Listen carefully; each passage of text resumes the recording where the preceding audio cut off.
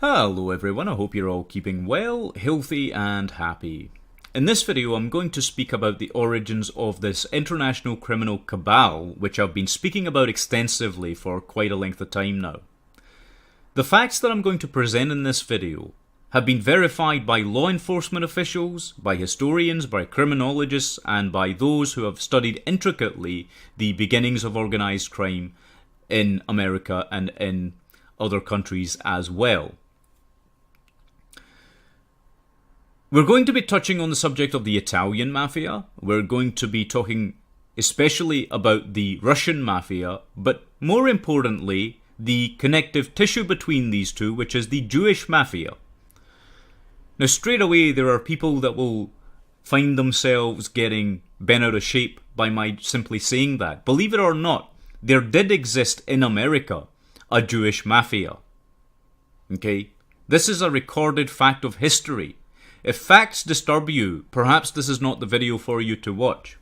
And by the way, should anyone be thinking of hurling these ridiculous accusations of anti-Semitism at me, let me point out that my heritage does consist of Jewish ancestry. Okay? It is idiotic to throw that accusation at someone like me, because a Semite cannot be anti-Semitic. It's moronic to say that. That being said, there are people out there who don't understand that what we're going to be speaking about when we talk about this Jewish mafia is a small, tiny percentage of the Jewish population. Okay? Just like if we were speaking about the Italian mafia, right? We're talking about a small percentage of that population, aren't we? Just like if we were speaking about the Irish mafia, we're talking about a small percentage. Okay? And the interesting thing is, if you talk about the Italian mafia, nobody comes up to you and starts calling you an anti-Italian bigot or whatever it is, right? If you talk about the Irish mafia, no one comes up to you and says you're an anti-Irish bigot, because all you're doing is talking about facts within criminology, facts within history, facts surrounding organised crime, right? It's really as simple as that. So, again, as I say, it's idiotic to level these sorts of ridiculous accusations at anyone for simply speaking about the facts, right? But let's get into this. So, we'll start with the Jewish American organised crime factions, which emerged in the late 19th century. In the 1890s, Monk Eastman formed the Eastman Gang, which dominated organised crime in New York's underworld at that point in time. It marked the beginning of a 50-year period of Jewish American influence within organised crime. The Eastman Gang, the Lenox Avenue Gang, and later other criminal syndicates, Jewish criminal syndicates, recruited members from the influx of Jewish immigrants from the 1890s. By the 1900s, they'd graduated from petty theft to gambling and running, pimping and prostitution rackets. In the 1920s, other criminal figures such as Arnold Rothstein, Bugsy Siegel and Meyer Lansky came to power. During Prohibition, they made a fortune through these bootlegging businesses that they'd set up. Meyer Lansky and Bugsy Siegel set up the Bugs and Meyer mob, which would go on to form Murder Inc. Now, if you don't know about Murder Inc., you might want to read up on it because it's a very sinister organisation. They also formed the National Crime Syndicate, which led to a pact with the then emerging Italian-American mafia. In fact, the roots of the current Italian and Irish mobs can actually be traced straight back to these beginnings. You know that stereotypical image of the Italian gangster who's well-dressed? Well, the first person to adopt that attire, that specific persona, was Arnold Rothstein. In fact, most of the Italian mob bosses that are around today do acknowledge that Rothstein was the guy who set the tone and set the precedent for their rise. Okay? That's no joke. Now, after all of this had happened, after they'd set up these pacts and these organizations within organizations, this same criminal syndicate made massive inroads into Hollywood and Las Vegas. Okay? This is a fact, by the way. If you look at the movie mogul Lew Wasserman, who ran Universal Studios in those days, you'll find out he had very extensive links to Al Capone and the Italian-American mafia. But also, more importantly, the go-between in all of those intricate communications, shall we say, was Sidney Korshak. If you don't know who Sidney Korshak is, you really need to read up on this guy. Okay, because he was Jewish, he was part of the Jewish mafia, but he was the consigliere to the Italian mafia. Now, they also made forays into the illicit drugs trade, the pornography industry, and the child prostitution rackets. And I'm going to go into that a little bit more later on. Okay. They also infiltrated the trade unions, pressuring workers to pay dues for supposed representation. Okay. Now, the thing is that the workers did not get this representation. It was a means of extortion. It's a money racket, right? And what ended up happening was that they used this to recruit more and more people into their criminal gangs. Okay? That's what happened fundamentally. And they spread, and they still exist, by the way, only in a quote-unquote legitimized form today, right? But that's just a slice of the Jewish mafia in America. What about elsewhere? Well, in the former Soviet Union, Soviet Jewish criminal cartels built organized networks that were global in scope and size. Today they're known as the Russian Mafia or the Bratva. Okay? These very criminal elements control the modern day Russian Federation. They control Russia. President Putin is one of their puppets. Okay? This is very, very important to understand this. On a related note, by the way, what I would encourage people to do is to check out Alexander Solzhenitsyn's essay called 200 Years Together. Okay? In that particular essay, he speaks about the 1772 partial annexation of Poland and Russia, which greatly increased the Russian Jewish population. It contains 3 chapters discussing the role of a small group of criminal elites among that population. You see, it was only a tiny percentage that played a pivotal role in the revolutionary genocide and the secret police purges of Soviet Russia. Okay? As an aside, during the 1970s and the 1980s, the United States expanded its immigration policies, which allowed Soviet Jews to settle in the country, and most settled in a southern Brooklyn area known as Brighton Beach. It's sometimes referred to as Little Odessa. This is where Russian organized crime began in the US, okay? They re-infiltrated the US because organized crime got weaker as the law enforcement agency started cracking down on them.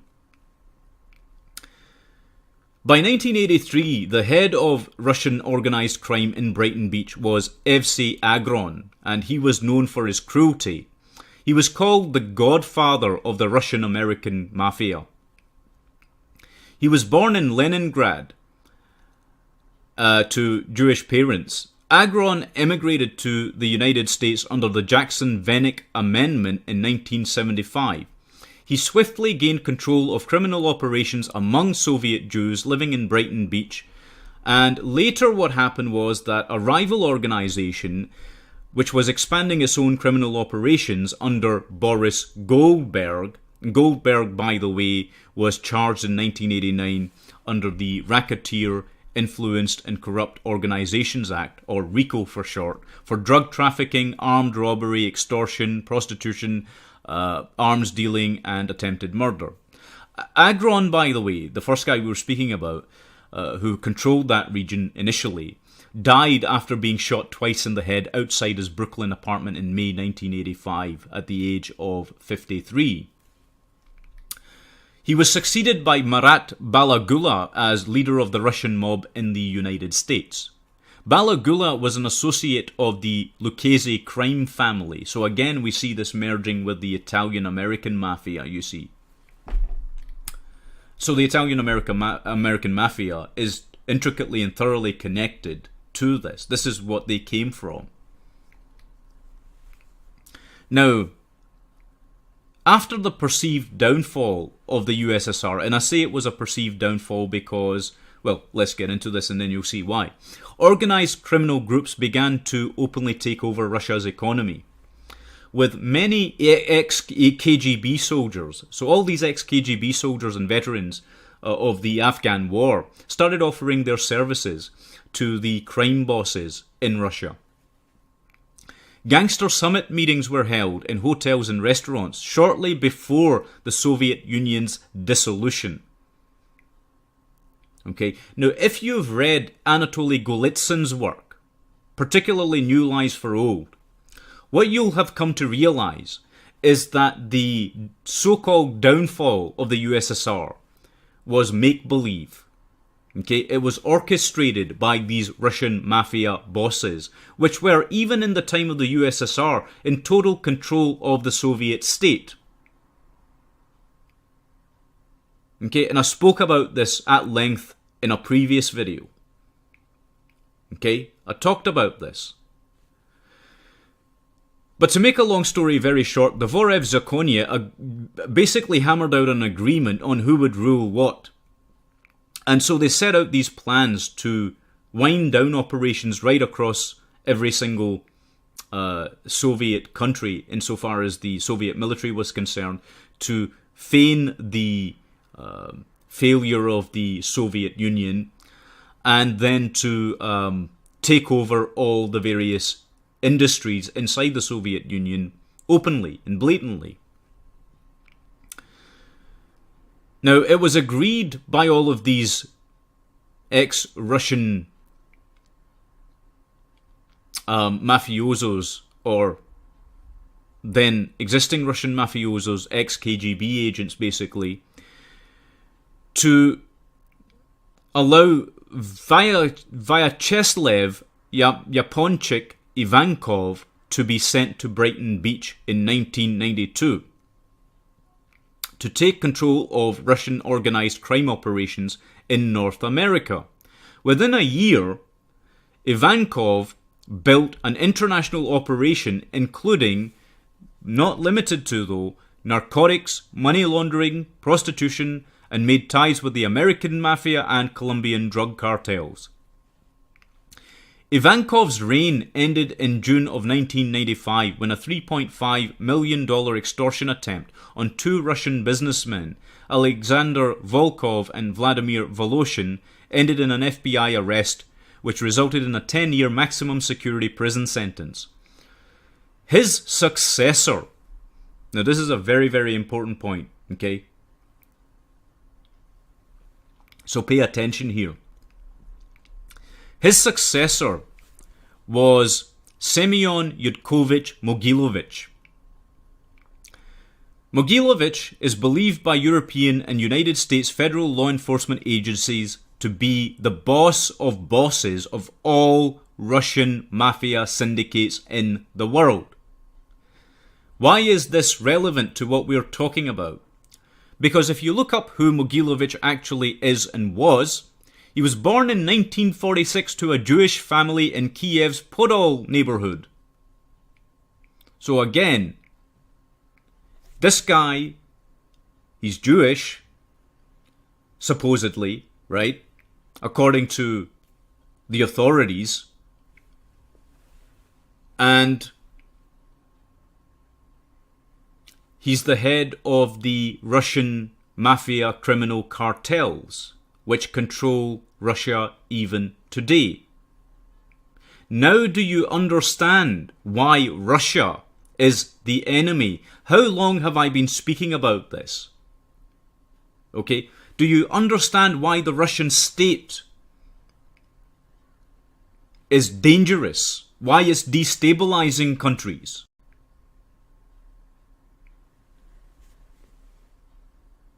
Do you understand where communism now came from?